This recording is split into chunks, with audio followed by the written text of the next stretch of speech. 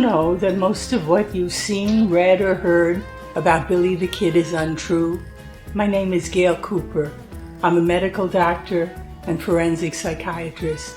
My specialty is murder case consultation for the defense.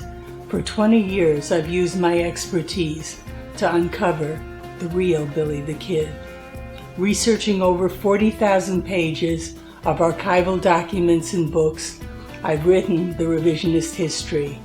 It's shocking, it's liberating, and I've written books demolishing the hoaxes, hijacking the history. My talks will share with you what I've found. Cover-ups, misinformation, and fakery, to use Old West lingo, will bite the dust.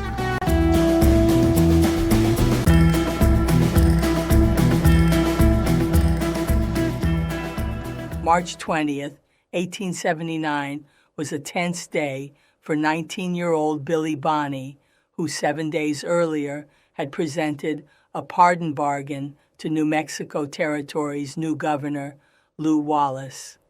3 days earlier, Billy had met with Wallace to clinch it. Billy would testify before a grand jury against the 3 Santa Fe ring men he had seen murdering anti-ring attorney Huston Chapman in Lincoln. Then things changed. 2 of the 3 men escaped from the Fort Stanton guardhouse. So that March 20th, 1879, Billy first wrote to his backer, Lincoln County Justice of the Peace John Squire Wilson, questioning if the bargain still held.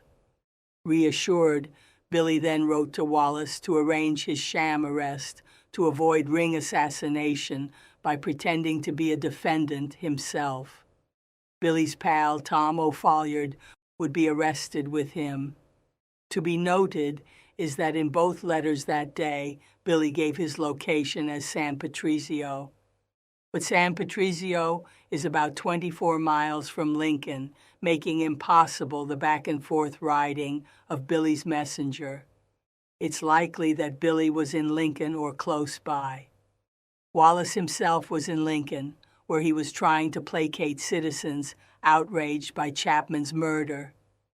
It was another ring atrocity, mirroring the ring's Lincoln County war murders there the previous year. I wrote, General Lew Wallace, Sir, I will keep the appointment I made, but be sure and have men come that you can depend on. I am not afraid to die like a man fighting, but I would not like to be killed like a dog unarmed. Tell Kimball to let his men be placed around the house and for him to come in alone, and he can arrest us. All I am afraid of is that in the fort we might be poisoned or killed through a window at night, but you can arrange that all right. Tell the commanding officer to watch Lieutenant Goodwin. He would not hesitate to do anything. There will be danger on the road of somebody waylaying us to kill us on the road to the fort. You will never catch those fellows on the road. Watch Fritz's, Captain Baca's ranch, and the brewery. They will either go to Seven Rivers or to Jicarilla Mountains. They will stay around close until the scouting parties come in. Give a spy a pair of glasses and let him get on the mountain back of Fritz's and watch. And if they are there, there will be provisions carried to them. It is not my place to advise you, but I am anxious to have them caught and perhaps know how men hide from soldiers better than you. Please excuse me for having so much to say. And I still remain yours truly, W. H. Bonney. P.S. I have changed my mind. Send Kimball to Gutierrez, just below San Patricio, 1 mile.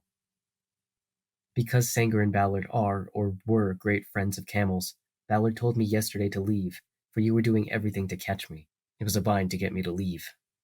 Tell Kimball not to come before 3 o'clock, for I may not be there before. In this letter to Wallace, Billy made some of his few spelling errors, writing Kymbal for Sheriff Kimbrell and Camul for Billy Campbell, implying he sounded out names he hadn't seen in writing. Billy assumed that he and O'Folliard would be held at Fort Stanton, but his Lincoln jailer friend, Juan Patron, ended up offering his home for the incarceration. Also, Billy built in a delay before the sham arrest. It was likely to give himself time to get to San Patricio from Lincoln. He also gave Wallace advice on capturing the escaped murderers, Jesse Evans and his gang member, Billy Campbell. As usual, Billy could not resist teasing.